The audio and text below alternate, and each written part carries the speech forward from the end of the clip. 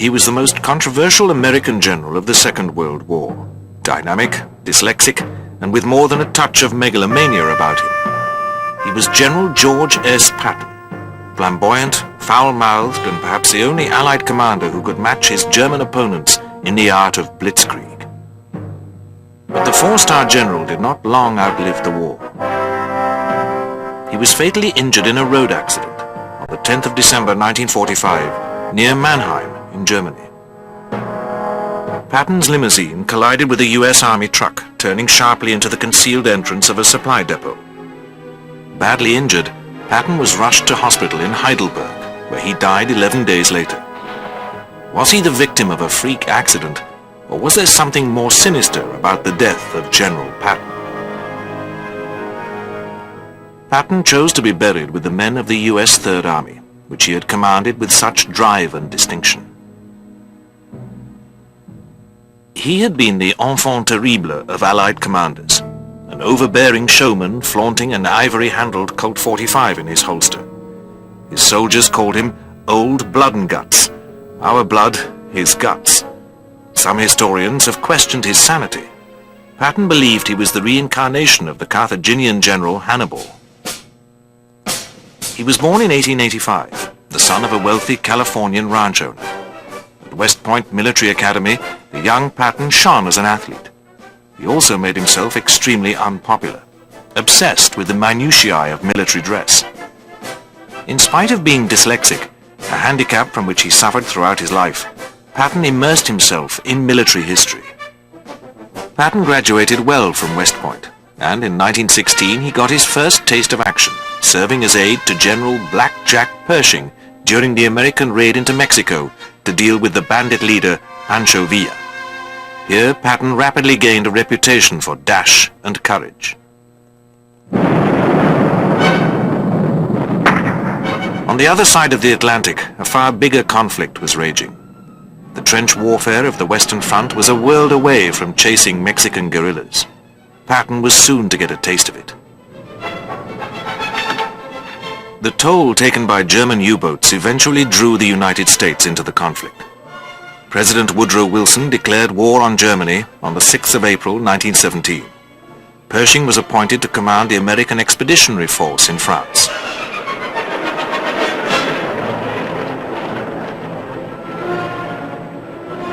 Patton was one of a small number of officers charged with working the embryonic American Tank Corps into combat condition.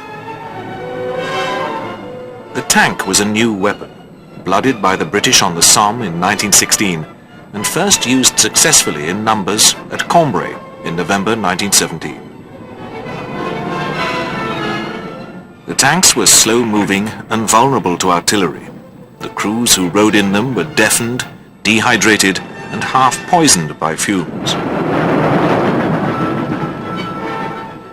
Patton first saw action in August 1918, but in his second engagement he was severely wounded, leading an heroic but hopeless charge against the German lines.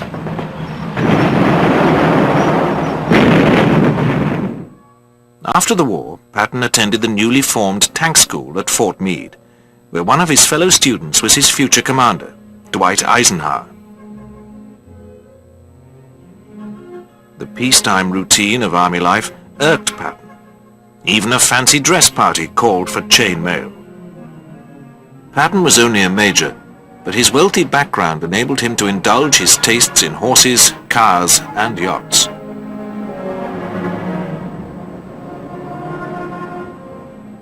Throughout the interwar years, Patton remained an aggressive advocate of armored warfare.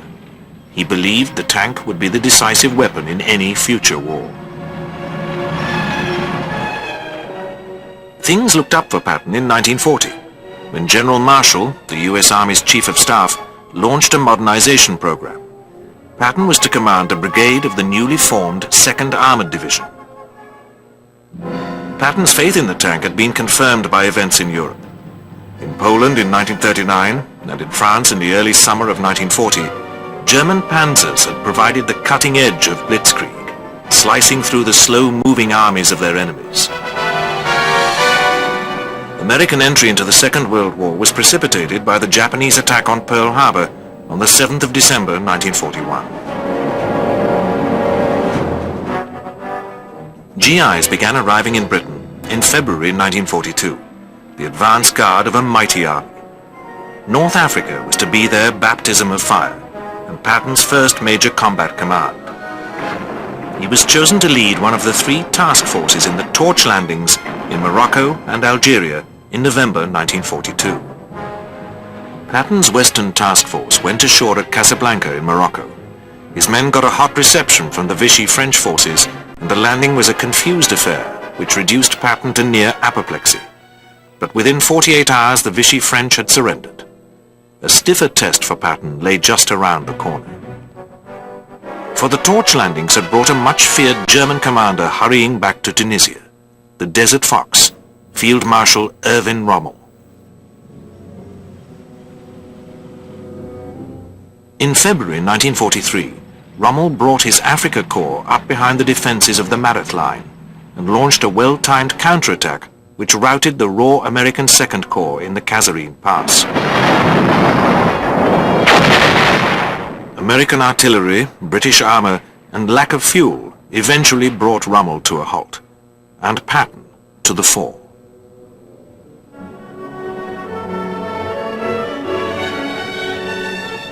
The Allied commander, General Eisenhower, sacked the Second Corps' commanding general and replaced him with Patton.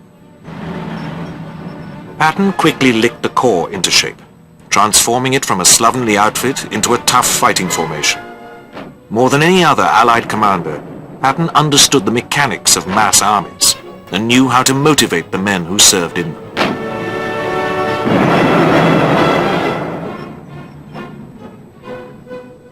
Patton's fighting qualities had been quickly recognized by the Allied High Command.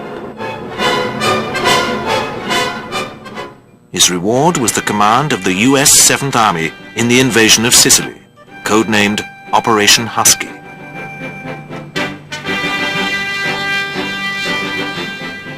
Radiating confidence, Patton was a man on the move. But in Husky, he bridled at having to play second fiddle to a senior battle commander, the British 8th Army's General Montgomery, the victor of El Alamein. Both men were military prima donnas, but completely opposite in character. Monty was prim and schoolmasterly, Patton the playground bully.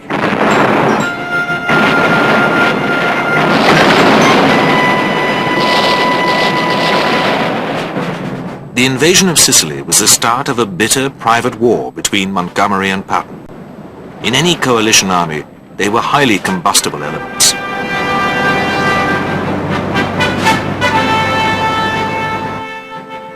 In the race to Messina, on the northeast tip of Sicily, Montgomery took the northern route while Patton struck west.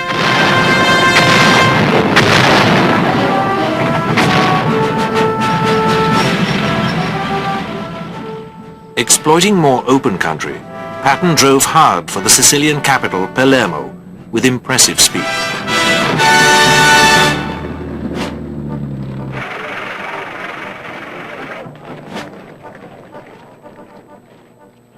Cheering crowds greeted 7th Army and its commander in every town. Patton savoured every moment of it, took Palermo and beat his British rival to Messina by a couple of hours. But he had failed to achieve the principal strategic objective in Sicily. The Germans withdrew in good order across the Straits of Messina with much of their heavy equipment intact. For Patton it was a hollow victory, stained by an incident which nearly wrecked his career. On 2 occasions in field hospitals, Patton struck soldiers suffering from what is now called combat fatigue. For Patton, the men were simply cowards who did not deserve the same care as those with more honorable physical wounds. Eisenhower ordered Patton to make a public apology to the units involved. He also made the tough decision to pass Patton over as the commander of an army group in Overlord, the invasion of Nazi-occupied Europe planned for June 1944. The job Patton craved was given to his former deputy, General Omar Bradley. Patton was given command of 3rd Army, which was not to be activated until after D-Day.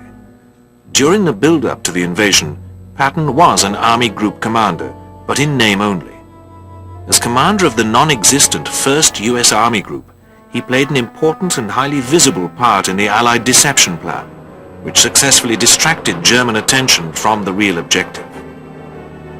The Germans, including his old adversary Rommel, were fooled into thinking that Patton, the Allied armoured commander they feared the most, was to lead an invasion in the Pas-de-Calais.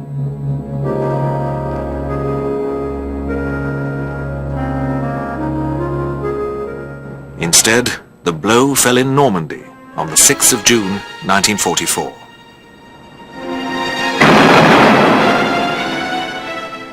By the end of the day, 175,000 American, British and Canadian troops had gained a foothold in northwest Europe. It was not until early July that Third Army came ashore in Normandy.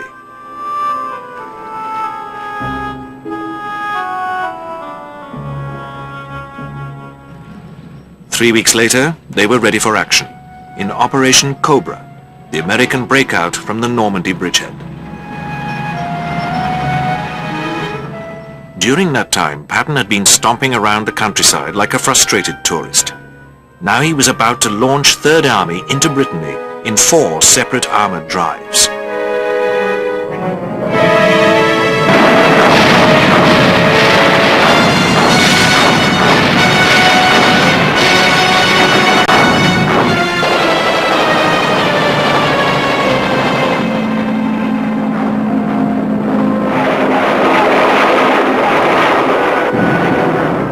This was the kind of warfare at which Patton excelled. His limitless aggression and mastery of logistics were ideally suited to cutting clean through a dazed and demoralized enemy. By the 8th of August, his Sherman tanks were swinging east, advancing towards the Seine through Chartres and Orléans and forming the southern shoulder of an envelopment which trapped 50,000 German troops in the Falaise Gap. Viewing the carnage in the Falaise pocket, where the fields were carpeted with corpses, Patton turned to a staff officer and said that it was the most magnificent sight he had ever seen. By the 30th of August, Patton's headlong advance had carried Third Army to within 75 miles of the Rhine. He was straining at the leash to leap the river barrier into the Reich. Patton wrote in his diary, "The faster we do it, the less lives and munitions it will take." With typical egocentricity, he added, "No one realizes the terrible value of the unforgiving minute except me." Patton believed that he could win the war in a matter of weeks. But Eisenhower, advancing on a broad front and struggling with fuel shortages, turned off the tap. For the moment, the bulk of the fuel was to go to Montgomery's 21st Army Group in the north.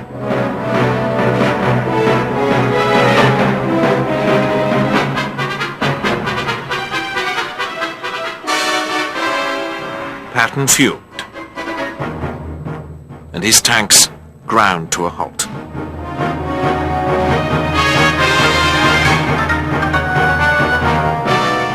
Monty could scarcely conceal his delight. It required all of Eisenhower's considerable diplomatic skill to prevent open warfare breaking out between Patton and Montgomery. By the end of the war, the Allied Supreme Commander was scarcely on speaking terms with either of his unruly subordinates. In his diary, Patton wrote, "To hell with Montgomery. I must get so involved with my own operations that they can't stop me."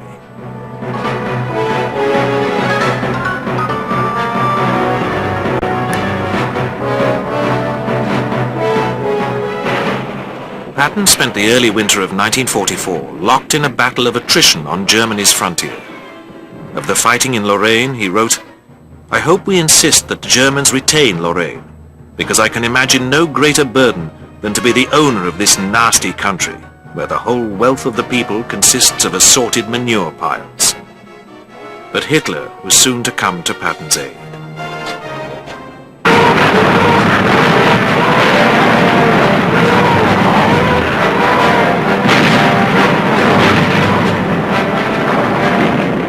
On the 16th of December, the Germans launched the Ardennes offensive, Hitler's last desperate throw in the West. German armour punched a huge bulge in the weakly held Allied line. Brussels and Antwerp were threatened, and the prospect of a second Dunkirk loomed. In the space of 72 hours, Patton swung most of the Third Army through 90 degrees to charge north towards the southern flank of the bulge. The weather, already atrocious, grew worse. Patton issued a prayer of the day, beseeching the Almighty to clear the skies.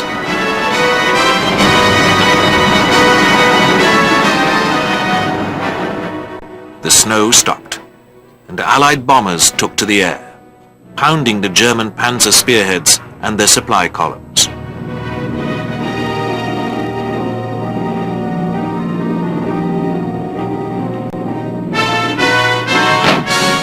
The German drive was fought to a halt short of the River Meuse. By the beginning of January, the trap had been closed on the enemy forces in the bulge. Hitler's armoured reserve had been smashed and thousands of men taken prisoner.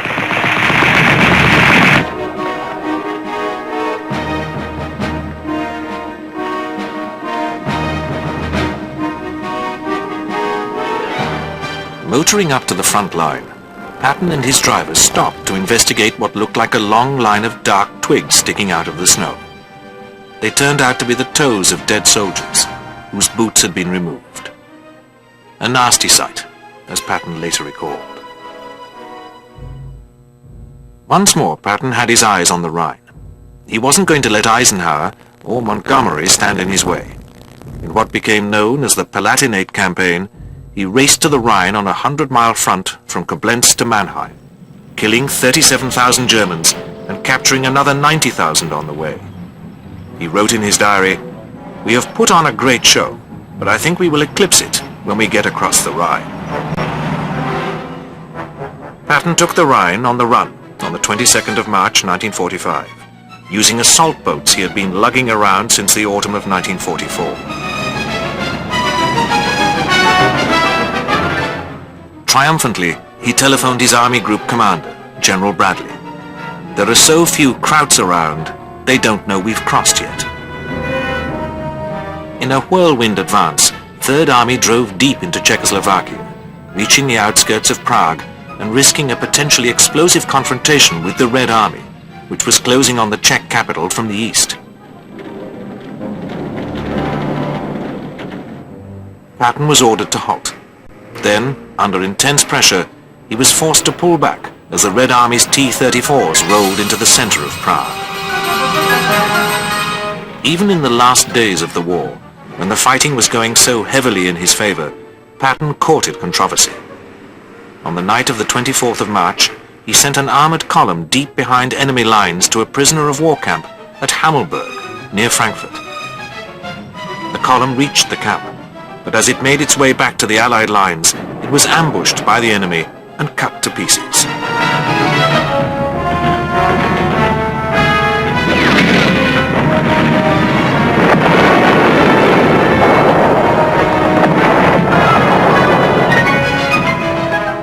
Patton claimed that his aim had been to confuse the enemy, but it emerged that his son-in-law, Lieutenant Colonel John K. Waters, was an inmate of the camp. The suspicion remains that Patton had risked men's lives in a vain bid to rescue Waters. Peace in Europe brought no joy to Patton. His only desire was to remain in combat. He was looking forward to a command in the Pacific, but at 60, age was overtaking him. There was to be no more blood and guts.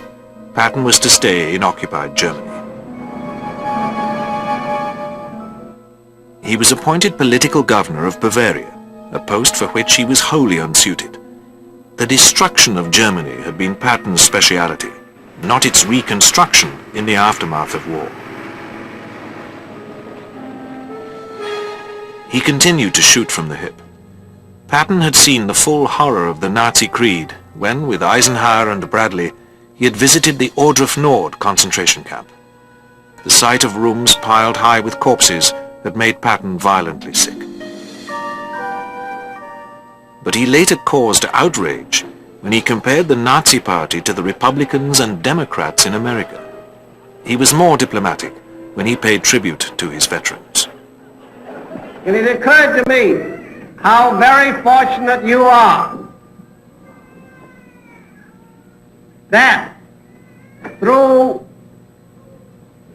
our blood and your bonds, we crushed the Germans before he got here.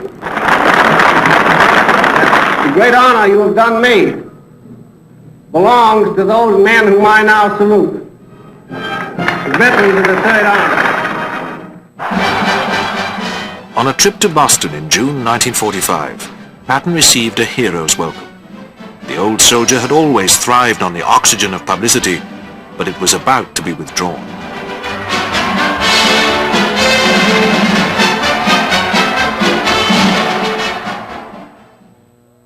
His public utterances became increasingly bombastic. So coming over here, there was a very great lesson. The first 4 hours, we passed over a destroyed land, utterly destroyed. You who have not seen it do not know what hell looks like from the top. That's what Germany looks like. That Austria looks like. That's what any place that the 8th Air Force and the 3rd Army worked on looks like.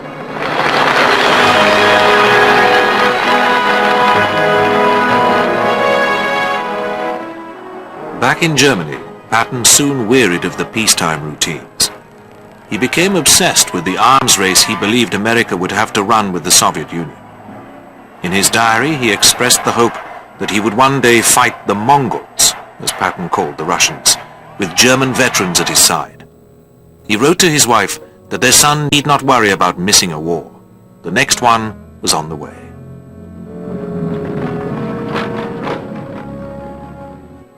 Monty might fraternize with Marshals Rokossovsky and Zhukov, but Patton would have none of it. He suggested that incidents could be engineered to precipitate a decisive clash with the Soviet Union.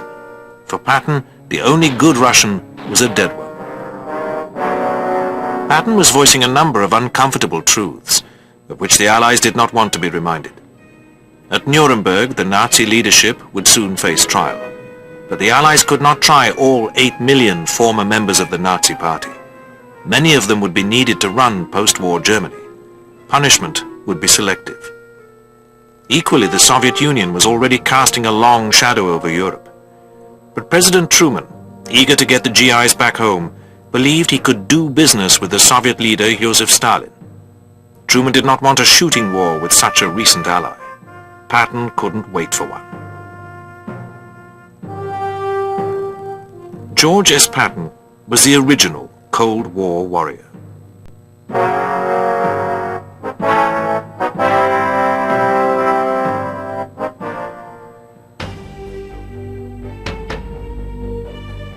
At a time of growing tension, Truman found himself with a loose cannon on the deck in Germany.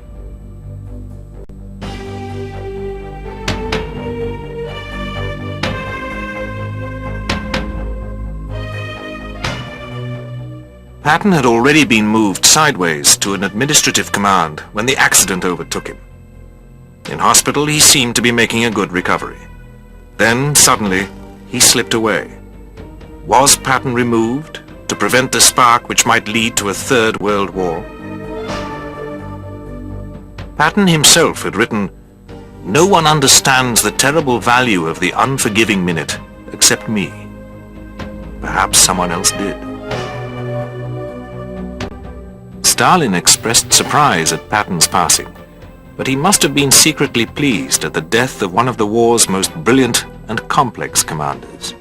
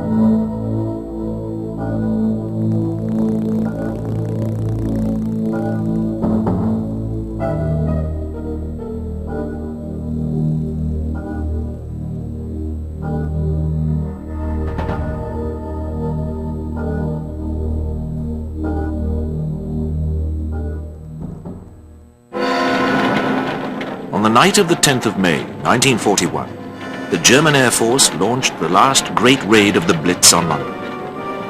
When the Luftwaffe's bombers flew away, they left behind a series of raging fires which took days to put out.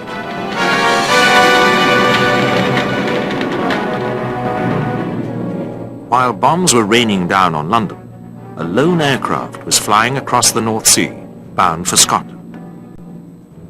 It crashed near Kilmarnock, 8 miles south of the city of Glasgow. Its pilot was quickly taken prisoner and, to the astonishment of his captors, was identified as the Deputy Führer of the Third Reich, Rudolf Hess.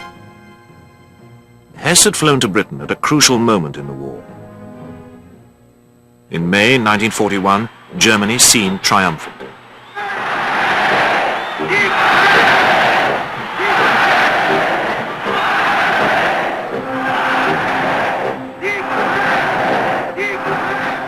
In North Africa, the brilliant Panzer General Erwin Rommel, the Desert Fox, had bundled the British Eighth Army out of Cyrenaica and was now laying siege to the port of Tobruk.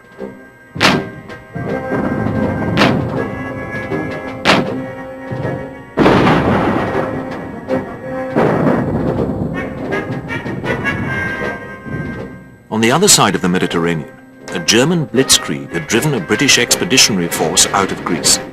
It had been evacuated to the island of Crete, where a German airborne invasion would inflict another defeat and force a second evacuation.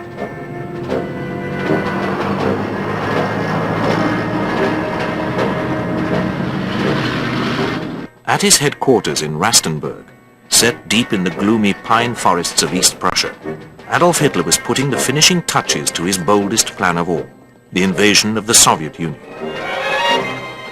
As soon as Germany had overrun France in the summer of 1940, Hitler had begun to look eastward. The stubborn British, driven out of France and now facing the threat of invasion, had nevertheless refused to come to terms with Hitler. Britain's new Prime Minister, Winston Churchill, was pledged to fight on. Hitler's peace feelers were rejected. In the Battle of Britain, the all-conquering Luftwaffe had received a mauling at the hands of the Royal Air Force's Fighter Command.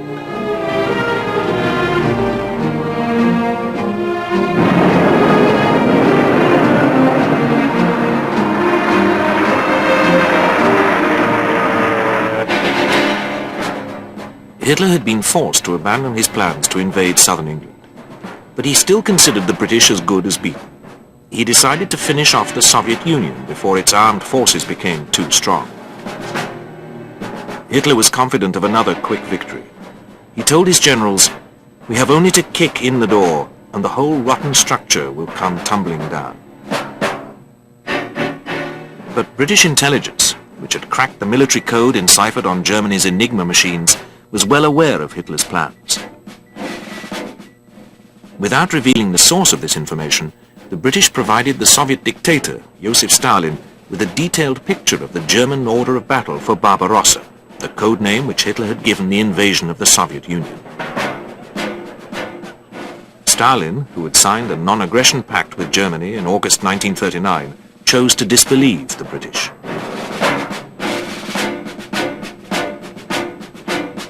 It was at this moment, when over 1 million German troops were massing on Poland's border with Russia, that one of the leading figures in Nazi Germany took off on one of the most bizarre missions of the war. On the night of the 10th of May, 1941, the Me-110 flown by Rudolf Hess came to earth in a field in Scotland. The pilot, who had parachuted to safety, was quickly captured by the local Home Guard. He told his captors that he was Captain Alfred Horn, and he had papers on him in that name. He also insisted that he had a message of the greatest importance for the Duke of Hamilton, a serving officer in the Royal Air Force, whose family home at Dungavel was only a few miles away. If Hess had been planning to land there, he had come very close, but the Duke was not at home.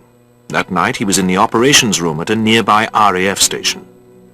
The farmer who was first on the scene later recalled his unexpected visitor.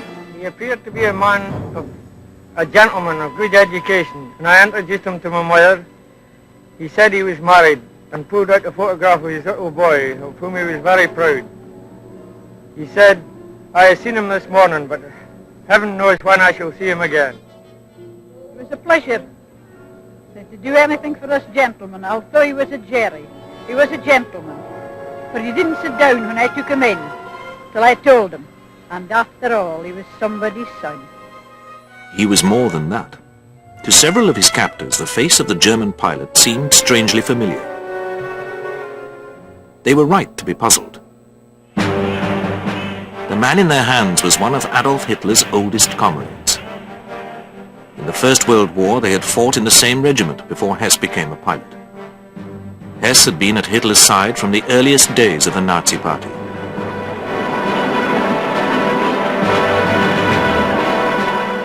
He had taken part in Hitler's unsuccessful military coup in Munich in 1923. Afterwards, he had accompanied Hitler to Landsberg prison and helped him write Mein Kampf, the blueprint for the Führer's political career. Hess had introduced Hitler to the philosopher Karl Haushofer, who became one of the Nazi leader's intellectual mentors. When Hitler came to power in 1933, the faithful Hess received his reward. He was appointed Hitler's deputy. Hess had no great ability and owed his position to his dog-like devotion to the Führer. In aller Form, durch der Welt zu kräftigen, was heute längst Selbstverständlichkeit war. Ich schwöre Adolf Hitler.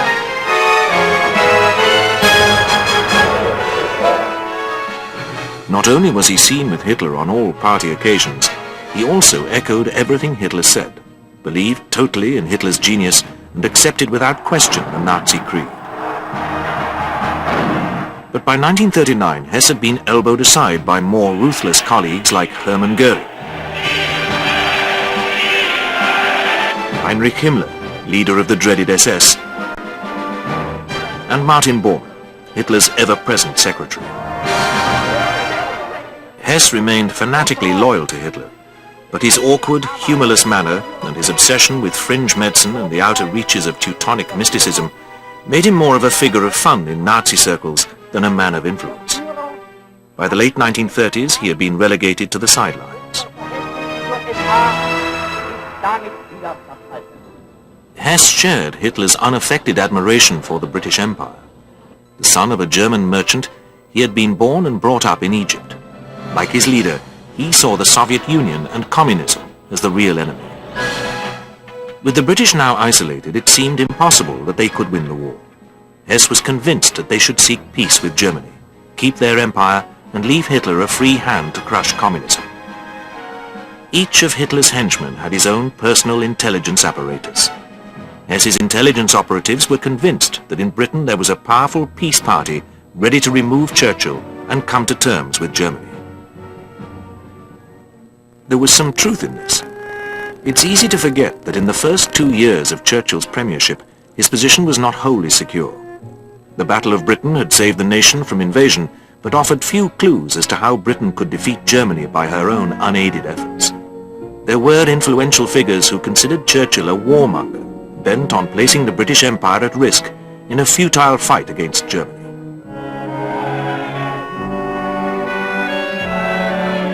Among them was the former Foreign Secretary, Lord Halifax, an arch-appeaser of the 1930s who had been packed off to the United States as British ambassador. David Lloyd George, a former Prime Minister whose last spell in office had been in the early 1920s and who had visited Hitler in the 1930s. And Lord Beaverbrook, the newspaper baron who had served as Minister of Aircraft Production during the Battle of Britain. Apart from all being former somethings or other, these men shared a belief that Churchill was betraying Britain's imperial interests by refusing to reach an accommodation with Hitler. If they could not replace Churchill, they might be able to pack his cabinet with like-minded souls who would limit his freedom of action. Like Rudolf Hess, they considered that the Soviet Union, rather than Nazi Germany, was Britain's natural enemy. Before the war, this was a view which had been shared by many people. Those who sympathized with or joined Sir Oswald Mosley's Black Shirt movement, a British version of the Nazi Party, and rather more important figures like the former King Edward VIII, who, after his abdication, visited Germany as the Duke of Windsor. Hess's intelligence operatives believed that an important member of the Peace Party was the Duke of Hamilton, whom Hess had briefly met during the Berlin Olympics in 1936. Hamilton, a distinguished aviator, also met Goering at this time, and the corpulent Luftwaffe chief had told the British aristocrat that they had a common enemy in Bolshevism.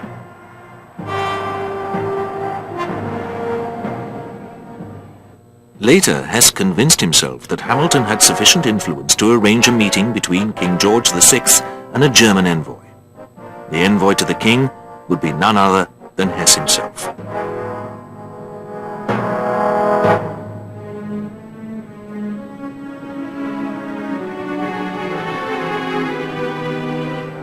In 1938, at the height of the crisis over Czechoslovakia, the British Prime Minister, Neville Chamberlain, had dramatically flown to Munich to prevent the outbreak of war with Germany.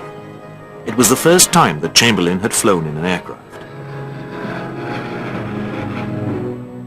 In contrast, Hess was an expert pilot. Since the summer of 1940, he had been contemplating an even more spectacular gesture. It would bring peace with Britain and restore his own waning prestige. Hitler had forbidden Hess to fly at the front, but from the autumn of 1940, he had begun a series of training flights on a specially modified Me-110. On the initial flights, he was accompanied by Hitler's personal pilot, Hans Bauer. The aircraft was prepared for Hess by its designer, Dr. Willy Messerschmitt, against the express orders of Hermann Goering. In 1940, Hess approached Karl Haushofer's son, Albrecht, an official in the German Foreign Ministry. Albrecht had been a pre-war friend of the Duke of Hamilton. Could he write to Hamilton on Hess's behalf? The letter was sent via Lisbon and intercepted by British intelligence. They showed it to Hamilton and suggested that he fly to Lisbon to meet Haushofer. Hamilton agreed, but never went. At 5:45 on the evening of Saturday the 10th of May, Hess's Me-110 took off from an airfield near Augsburg. According to his own account, he crossed the Dutch coast without any problems from German air defenses.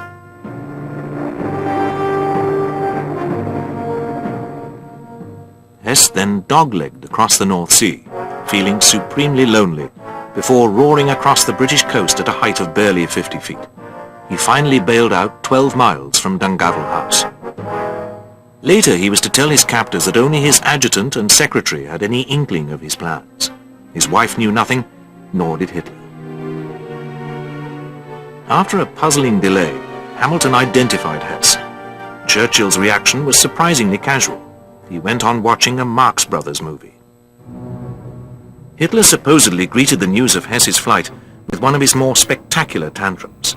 He vowed to have Hess shot if ever he returned to Germany. Hitler's propaganda chief, Dr. Joseph Goebbels, issued a statement in which Hess was painted as a deluded madman who had embarked on a lone and futile mission.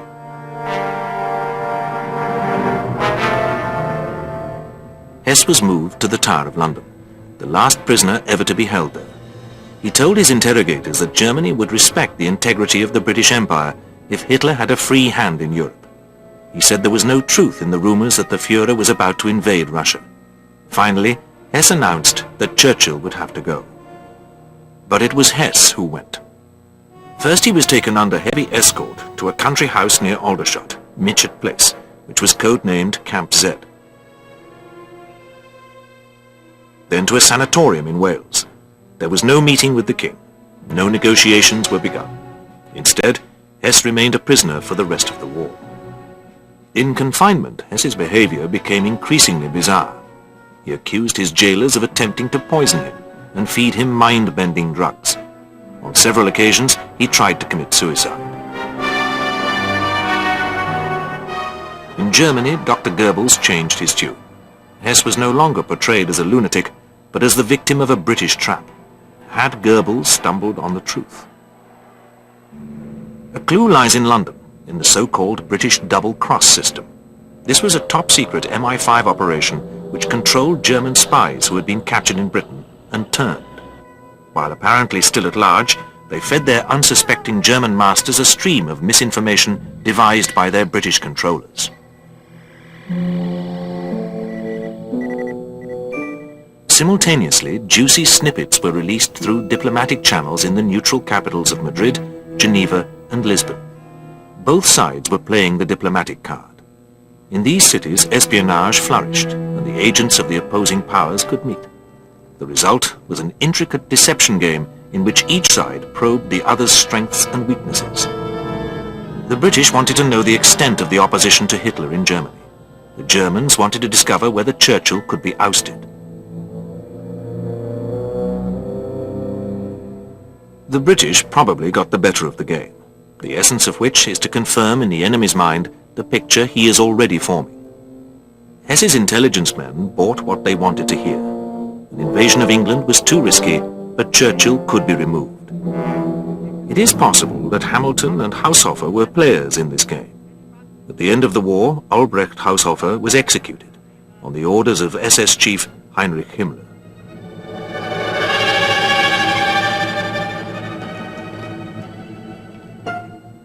There is intriguing, albeit circumstantial evidence that at the beginning of May 1941, the British expected someone to arrive from Germany. On the night of Hess's flight, Ernest Bevin, Churchill's Minister of Labour, told a trade union official, James Heal, that an industrial contact in Germany had informed him that Hess was on his way to Britain. Heal was sworn to secrecy and only broke the story in 1969. Who was Bevin's industrial contact in Germany? Could it have been Dr. Willy Messerschmitt?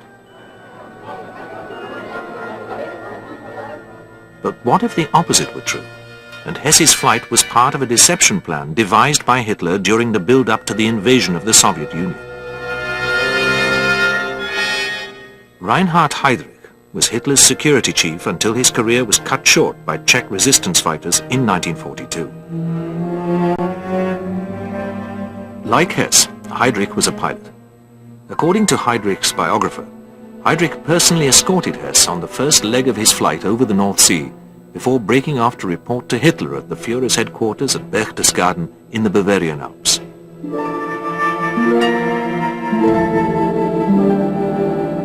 Hess was known as a sworn enemy of communism and the most passionate advocate of an alliance with Britain. By sending him to Britain, Hitler might also have been sending a message to Stalin. Hitler knew that Hess's mission stood no chance of success. Hamilton had no political influence, and the chances of flying to find him at home were virtually non-existent. But the failure of Hess's mission might persuade Stalin to draw a comforting but wholly mistaken conclusion. With Britain still fighting, Hitler would not open a second front by invading the Soviet Union. Could Hess have been the unwitting but willing pawn in two separate but simultaneous deception plans? By appearing to play ball with Hess's overtures, the British were attempting to persuade Hitler eastward. Unable to defeat Germany single-handed, they were already angling to get the Americans into the war. They also needed the Soviet Union as an ally. At the same time, Hitler was attempting to convince Stalin that he was going to finish off the British before taking action against the Soviet Union.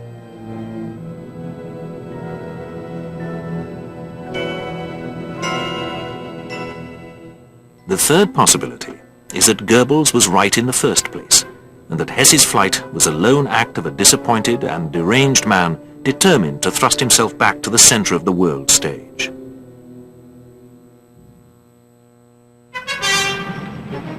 Hitler's scheme, if such it was, came to nothing. On the 30th of April, 1945, he committed suicide in his Berlin bunker. Allied soldiers combed the ruins for the Führer's remains. On the 7th of May, Germany surrendered unconditionally to the Allies. The Third Reich had lasted not 1,000 years, but just 12.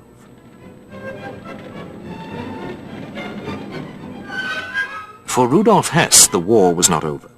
He was flown to the German city of Nuremberg on the 8th of October 1945, still wearing the blue Luftwaffe uniform in which he had arrived in Scotland.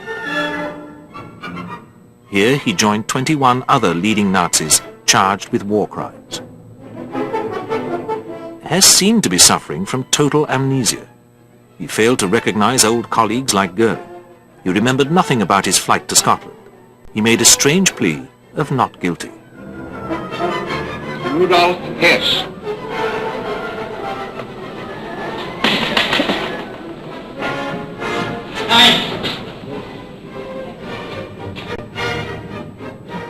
Then, in open court, he made an astonishing announcement. He declared that he had faked his amnesia as a tactical move and would now respond to the outside world. He would now take full responsibility for everything he had done or signed.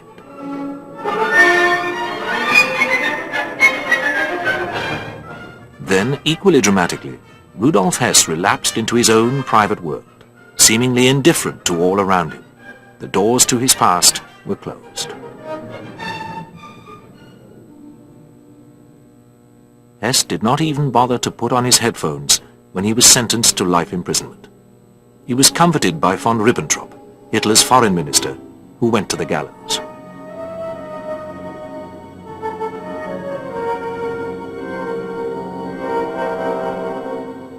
Rudolf Hess spent the rest of his life in Spandau prison in Berlin, moving in and out of the twilight world which he had inhabited since his imprisonment in Britain. By 1966, he was the sole inmate of Spandau. The British and Americans would have released him. But the Russians refused. Hess had now become a pawn in the Cold War. Over the next quarter century, neo-Nazis in the United States campaigned for his release. But from Hess, there was silence.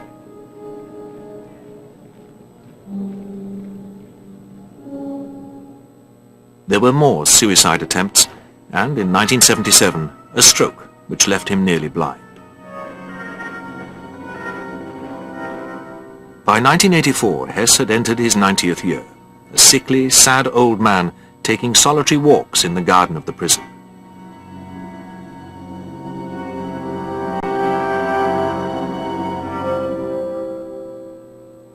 His death, on the 17th of August 1987, was surrounded by as much mystery as the flight to Britain. He was found hanged, possibly by his own hand, or perhaps murdered in a small shed in the prison garden. 7 months after his death, Hess's remains were taken from their original secret burial site and reinterred beside his parents. The old airman's long flight was over. By the time he stood trial at Nuremberg, a fog of deception and misinformation had fallen over Rudolf Hess's remarkable flight to Britain.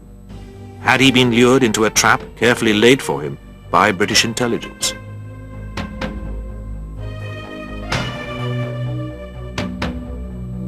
Hamilton's delay in identifying so strange a visitor, Churchill's insouciance on being told of his arrival, and Ernest revelation to James Heal all indicate that Hess was expected. Equally intriguingly, how could Hess's preparations and the flight itself over a large part of Germany and occupied Europe have been concealed from Hitler? Would the fanatically loyal Deputy Führer have contemplated such a bold stroke without telling his leader? Perhaps the answer to these riddles will be found in the file on Hess kept in London's Public Record Office, but closed until the year 2017. Hess's headstone reads, Ich had's gewagt. I had dared. He had dared, but not won.